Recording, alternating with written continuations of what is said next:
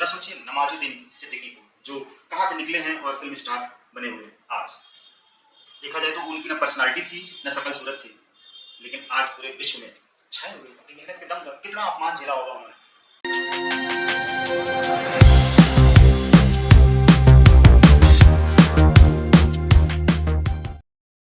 जो लोग रेकी सीखने के बारे में सोच रहे हैं, उन लोगों के बारे में मैं एक खास बात बताने वाला हूँ कि सिर्फ सोचे नहीं, कर ले। रेकी कर्मा के ऊपर काम करती है, तो अगर आप रेकी सीख लेते हैं तो इसका मतलब यह है कि आपने रेकी सीखने का कर्म कर लिया।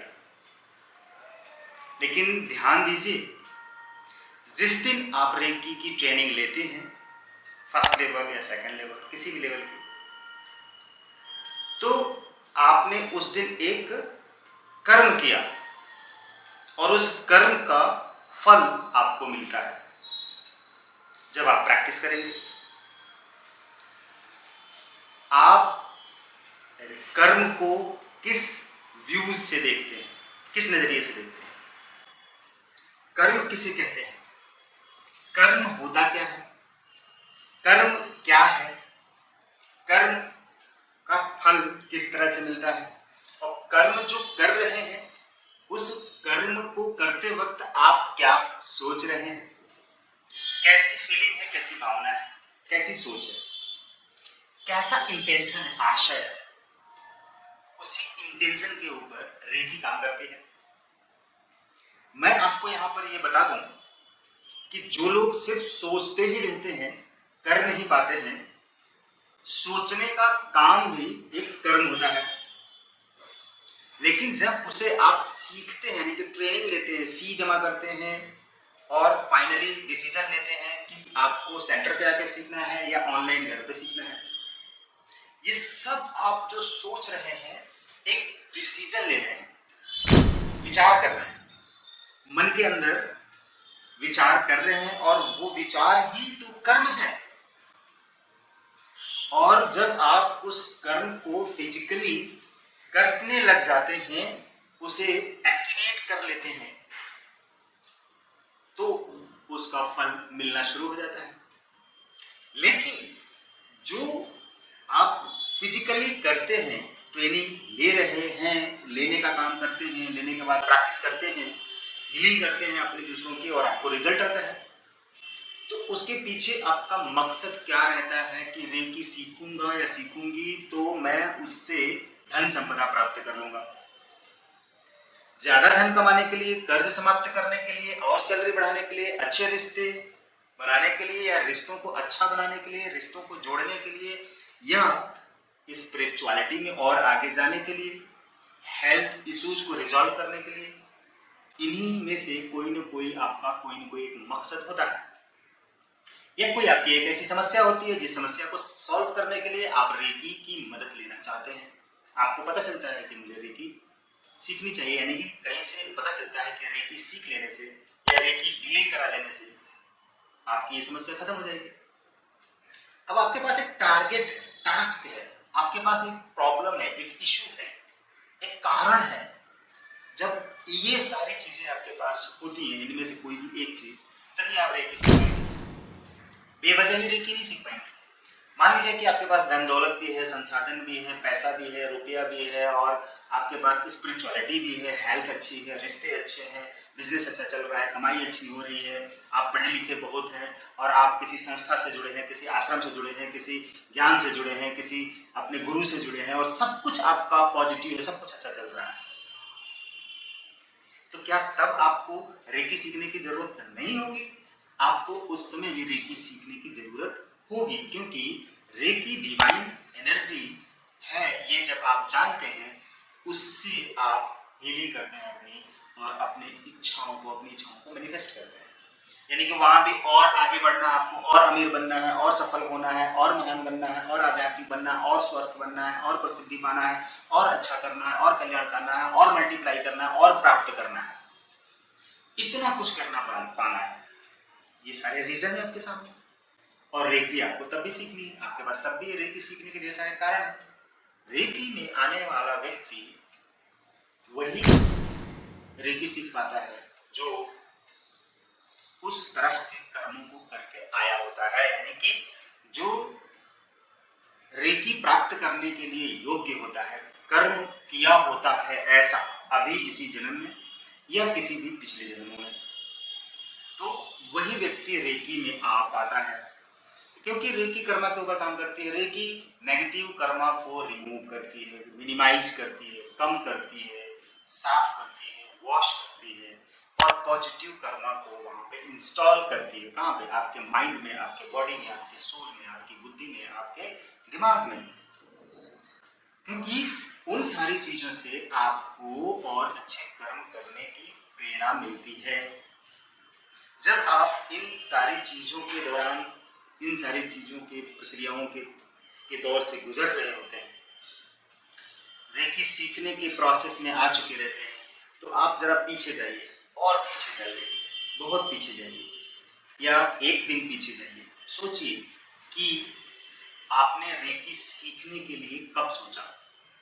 एक दिन पहले, 10 दिन पहले, एक साल पहले? आप खुद विचार कीजिए कि आपकी लाइफ में रेकी के बारे में जानकारी कब आई? कब आपको लगा कि आपको रेकी सीखनी चाहिए? रेकी के बारे में आपको पता कैसे चला? कहां से चला? यूट्यूब से, फेसबुक से, किसी फ्रेंड से, किसी मित्र से, किसी रिश्तेदार से, किसी किताब से, किसी मैगजीन से, किसी टीवी से, समाचार से, अखबार से? ये कहां से? किसी न किसी से आपको रेकी के बारे में जानकारी तो मिली होगी। और तब आपने क्या सोचा था? सोचिए, उस समय आपने क्या सोचा था?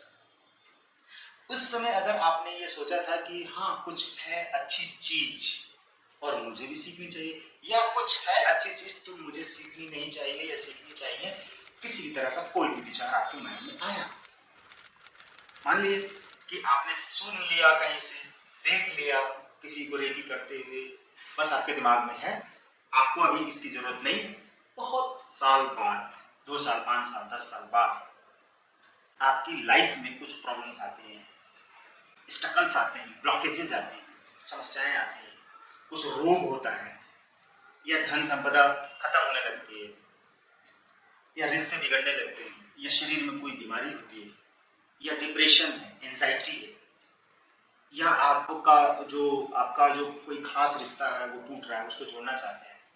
तो इस तरह की कोई भी प्रॉब्लम आपकी लाइफ में आती है और आप डॉक्टर से ट्रीटमेंट ले लेकर थक चुके हैं, कहीं तंत्र मंत्र झाड़ फूंक करवाने के बाद भी आपको रिजल्ट नहीं आ रहा है, तो आपको अचानक याद आएगा कि रेकी से ये सारी प्रॉब्लम रिजॉल्व हो सकती है। आपको उस समय पता चला था, उस समय जानकारी मिली थी कि रेकी क्या होती है और रेकी से क्या क्या समस्याएं हल हो सकती है, लेकिन उस समय इसकी जरूरत नहीं थी। अब आपको इसकी जरूरत है। आप खोजना शुरू करते हैं, किसी से पूछना शुरू करते हैं, गूगल पे सर्च करना शुरू करते हैं, नियरेस्ट रेकी हीलिंग सेंटर, तो आपको कोई ना कोई मिलता है, दूर का या नजदीक का। अब आप उससे कॉन्टैक्ट करते हैं, अपनी प्रॉब्लम बताते हैं, वो सॉल्यूशन बताने के लिए रेकी ट्रेनिंग सीखने की बात करते हैं। ऑनलाइन सिखाते हैं, ऑफलाइन सिखाते हैं, सेंटर पे आके सीखते हैं, या हीलिंग कराते हैं, या सीख कर खुद हीलिंग करते हैं।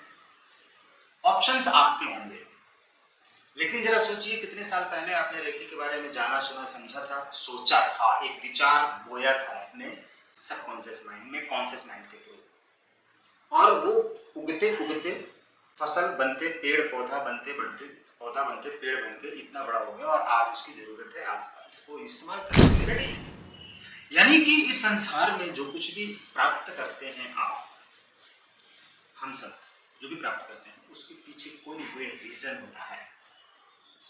बिना रीजन के, बिना कारण का कोई भी प्रभाव हमारी जिंदगी में नहीं होता है। हमारी जिंदगी में किसी भी चीज का कोई भी इफेक्ट पड़ रहा है तो उसके पीछे कोई ना कोई रीजन यानी कारण है। बिना कारण के प्रभाव नहीं हो सकता है। आपकी सोच कहां थी? आप सिर्फ सोच रहे हैं, बार बार सोच रहे हैं कि मुझे ये करना चाहिए, रेकी करना चाहिए, मुझे अमीर बनना चाहिए, मुझे सफल बनना चाहिए, मुझे राइटर बनना चाहिए। आप सोच रहे हैं और सचमुच में उसे पाना चाहते हैं, शिद्दत से आपकी इच्छा है, तो आपको रिस्क तो लेना पड़ेगा। कारण कि इस धरती पर, इस पूरे ब्रह्मांड में अगर कोई आपका मेंटोर हो सकता है तो वो सिर्फ आप हो सकते हैं। अगर आप दुनिया के संतों से, ऋषि मुनियों से, मेंटोर से, गाइड करते हैं, काउंसलर से गाइडलाइन लेते हैं, तो उनसे जो आपको गाइडलाइन मिलती है वो तो अपने आप में बहुत ही इंपॉर्टेंट है, बहुत ही अच्छा है।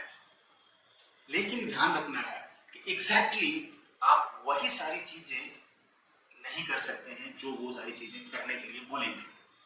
उसमें आपको लॉजिक लगाना है, सोचना है, अपना डिसीजन लेना है। आपका संस्कार, आपका प्रारब्ध, आपका कर्मफल आपको उस तरह के कार्यों को करने के लिए, डिसीजन लेने के लिए शक्ति देगा, और उसी डिसीजन के आधार पर आप उस कर्मफल रूपी प्रारब्ध के अनुसार आप प्रेजेंट में किए गए कार्यों के लिए डिसीजन लेते हैं, और वही डिसीजन आपको व्यवहार में लेना पड़ता है, यानी कि आपका डिसीजन आपका व्यवहार बन जाता है। सामाजिक प्रतिष्ठा, मान सम्मान, आपकी पहचान, आपके काम, ये सारी चीजें पूरे संसार में फैल जाती हैं, और लोग आपको उसी काम से जानते हैं। आपका व्यवहार कैसा है उससे जानते हैं, आपका लेन देन कैसा है, लोग इसी से आपको पहचानते हैं। ये सब चीजें आपकी सोच का परिणाम है। जो कुछ भी आपको मिलता है, रेखी आपको मिली, आपने सोचा तब मिली, आपने कब सोचा, अब मिल रही है। कुछ लोगों को तुरंत सोचते हैं, तुरंत थोड़े दिन में डिसीजन लेते हैं, मिल जाए। अब जैसे कि मैं रेखी ग्रैंड मास्टर के रूप में इतनी ढेर सारी किताबें लिख चुका हूँ, रेखी के ऊपर, एंजल थेरेपी के ऊपर, मोटिवेशन के ऊपर, माइंड प्रोग्रामिंग के ऊपर, इस आपका हिप्नोसिस के ऊपर, और स्पिरिचुअल एनिमल्स के ऊपर, ये सब किताबें हमने लिखी हैं। मोटिवेशन के ऊपर इतनी किताबें लिखी हैं। आखिर ये सारी किताबें मेरे भीतर थी, और वो आसानी से नहीं लिखी गई और आसानी से बाहर नहीं आई। दिन रात की कठिन से कठिन तपस्या, मेहनत करने के बाद वो किताबें आज बाहरी दुनिया में दिखाई दे रही हैं। क्या मेरे साथ और ढेर सारे लोगों ने रेकी की ट्रेनिंग नहीं ली थी? ली थी, लेकिन आज उनका कोई नामो निशान नहीं। उनमें से कुछ लोगों ने अपना सेंटर खोला, ग्रैंड मास्टर हैं, कुछ कर रहे हैं, लेकिन उनके पास अभी भी कोई बुक नहीं है। उन्होंने खुद ऐसी बुक लिखी है। हमारे द्वारा ये बुक कैसे लिखी गई कि हमको उस काम के लिए, उस चीज के लिए योग्य समझा गया। नेचर ने, गॉड ने हमें चुना और हमसे वो मेहनत करवाया, तपस्या करवाई, दिन रात घिस मारा, इतनी घिस आई, इतनी धुनाई, इतनी कटाई, इतनी पुछाई, इतनी रगड़ाई, इतनी गुस्सा, मार कुटाई, दुनिया भर का अपमान, दुनिया भर का जिल्लत, दुनिया भर का डर, चिंता, भय, संघर्ष, किन किन अवस्थाओं से मुझे गुजारा गया। डिप्रेशन की चरम सीमा तक ले जाया गया, डर की चरम सीमा तक ले जाया गया, अभावों की, गरीबी की, कर्ज की असीम सीमा तक ले जाया गया। सब कुछ बताया गया, सब कुछ बताया गया, सब कुछ है। वो सब मंथन कर करके किताब में डाल दिया, उसका समाधान खोज दिया, और उसका समाधान खोज खोज के आज मैं यहाँ पूरे विश्व में हमारे विद्यार्थी हैं, स्टूडेंट्स हैं, सीख रहे हैं और अपना सेंटर भी ओपन कर रहे हैं। आप कहाँ हैं? आप कहाँ खोए हैं? आप क्यों कहीं दबे हुए हैं, कहीं छिपे हुए हैं? बाहर आइए, रेकी सीखिए, हमसे मिलिए, फोन पर मिलिए, यूट्यूब के कमेंट में मिलिए, व्हाट्सएप पर मिलिए, बात करिए, पूछिए, गाइडलाइन मैं आपको दूंगा, मैं आपको गाइड करूंगा, बताऊंगा आपके लिए क्या अच्छा है, समस्याओं का समाधान क्या है आपको बताऊंगा करने के लिए। प्रोफेसर मकाऊ उसूरी या और जो हमारे गुरु हैं वो तो मिले ही मिले, और भी ढेर सारे स्पिरिचुअल गुरु मिले जिनका मैं नाम नहीं लेना चाहता, लेकिन मेरे पास मेरे मार्गदर्शन के लिए 8-10 गुरु तो हैं ही, जिनको मैं सामने से जाकर सीखता हूँ, मिलता हूँ और उनसे आशीर्वाद प्राप्त करता हूँ। किताबों के माध्यम से सैकड़ों, जो जिनकी किताबें हमने पढ़ी, ऐसे सैकड़ों मेंटोर मिले मुझे, जिनकी किताबें मैंने पढ़ी और पढ़ता हूँ। देश विदेश के सारे ऐसे सफल लोगों की किताबें मैं आज भी पढ़ता हूँ और पहले भी पढ़ पढ़ के यहाँ तक पहुंचा हूँ। जो लोग सफलता के इस मार्ग पर चल रहे हैं, पहले से चले आ रहे हैं, उनको मेरी बातें पूरी तरह से सच लगेंगी। उनको पता चल जाएगा कि हाँ मैं सच बोल रहा हूँ। लेकिन जिनको सफलता का मतलब नहीं मालूम है, जिनको सफलता नाम की चीज से कोई लेना देना नहीं है, उनको अपनी लाइफ में कुछ भी बड़ा करने की जरूरत नहीं है। अपनी जिंदगी चल रही है, बस चल रही है, ठीक है, और उनको ज्यादा कुछ करने की इच्छा नहीं है, रिस्क नहीं ले सकते, वैसा कोई जुनून नहीं है, तो उनको मेरी बातें झूठ लग सकती है कि ये सब क्या बकवास है। किताब पढ़कर कोई कैसे राइटर बन सकता है और एक रेकी सीखकर कैसे कोई विश्व प्रसिद्ध हो सकता है, इतनी मोटी मोटी किताबें कैसे लिख सकता है। मैंने क्या कहा शुरुआत में, इस वीडियो की शुरुआत में क्या कहा, आपने पकड़ा, सोचा, मेरी बात को समझा, नहीं समझा? अगर नहीं समझा तो मैं बताता हूँ। मैंने इस वीडियो की शुरुआत में ये बताया कि आप जो परिणाम प्राप्त करते हैं उसे पहले आप करते हैं, करने से पहले सोचते हैं। बिना सोचे आप कर नहीं पाएंगे और बिना किए आपको परिणाम नहीं मिलेगा। तो मैंने पहले सोचा और फिर किया। सोचा कि मुझे राइटर बनना है, मोटिवेशनल स्पीकर बनना है और विश्व में ऐसे तमाम लोगों को गाइड करना है जिनको एक गाइड की जरूरत होती है। इसलिए मैंने एमफिल करने के बाद टीचिंग पोस्ट पे ज्वाइनिंग नहीं की। मुझे डिग्री कॉलेज में ज्वाइनिंग मिल रही थी, मैंने ज्वाइनिंग नहीं ली और मैंने वो टीचर का पोस्ट नहीं लिया, छोड़ दिया। मुझे टीचर बनना था, बीएड भी किया था, एमए भी किया था, एमफिल भी किया था और उससे मुझे ज्वाइनिंग मिल रही थी। मेरे साथ के ढेर सारे जो साथी थे उन्होंने ज्वाइन किया उसी एकेडमिक रिकॉर्ड के ऊपर, उसी एमफिल के ऊपर। मुझे भी ज्वाइनिंग मिल रही थी, ऑफर था, लेकिन मैंने ज्वाइनिंग नहीं की क्योंकि मेरी लाइफ में चेंज हो चुका था, बहुत बड़ा चेंज हो चुका था कि मुझे मार्गदर्शक बनना है, प्रेरणा स्रोत बनना है उन लोगों के लिए जिनको जरूरत है, उन माता पिताओं के लिए। ध्यान दीजिएगा मैंने क्या कहा, फिर से मैं कह रहा हूँ, मैंने जब अपने स्टूडेंट लाइफ की जर्नी कंटिन्यू की तो मेरे साथ ढेर सारे मिलने वाले लोग आए, स्टूडेंट्स आए, मिलते रहे, जाते रहे, छूटते रहे। उनमें से मैंने 95% से भी ज्यादा स्टूडेंट्स की जुबान पर एक ही बात सुनी। मेरे पिता अगर मुझे मार्गदर्शन दिए होते तो मैं आज यहाँ नहीं होता, कहीं और होता। मैं 30 साल का हो गया, 35 साल का हो गया, अभी तक मुझे नौकरी नहीं मिली। इस बात का मुझे बहुत दुख है और मेरे पिता ने मुझे गाइड नहीं किया। मेरे घर में कोई गाइड करने वाला नहीं था, कोई रास्ता बताने वाला नहीं था। आज मेरी लाइफ चौपट हो चुकी है, बर्बाद हो चुकी है। ना नौकरी मिल रही है, ना ही मैं खेती कर सकता, ना ही कोई छोटा मोटा धंधा कर सकता। शर्म आती है छोटे मोटे धंधे करने से। ऐसे ढेर सारे साथियों का सामना हुआ मेरी लाइफ में।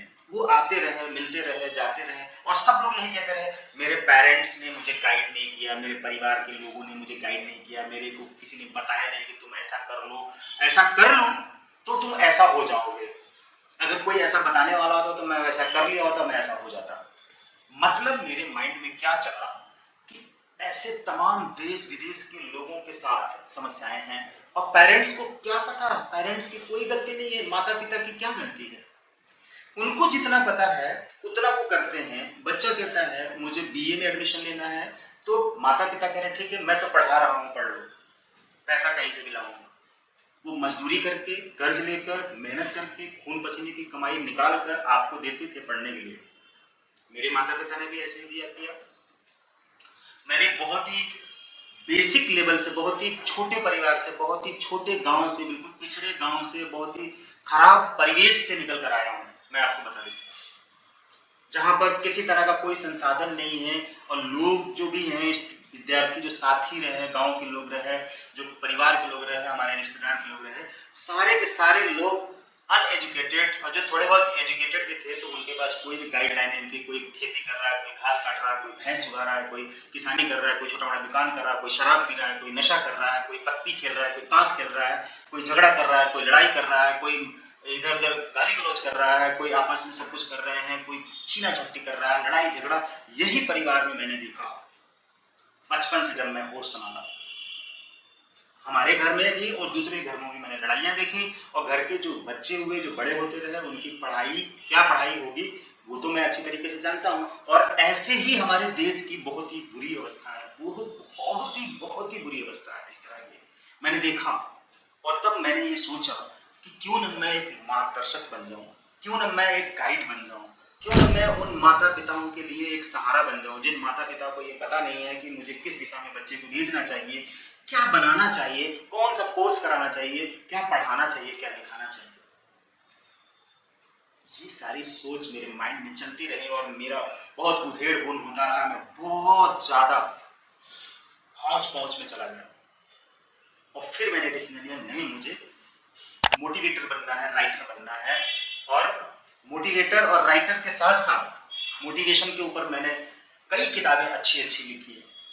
और आज तमाम ऐसे हमारे साथी और आगे जो पहले जूनियर थे, सीनियर थे, वो कहीं ना कहीं भटक रहे हैं। आज भी कुछ नहीं किया, छोटी मोटी नौकरी मिली तो मिली, नहीं तो कहीं छोटे मोटे बिजनेस कर रहे हैं और बहुत बुरी अवस्था में, बहुत डिप्रेशन में।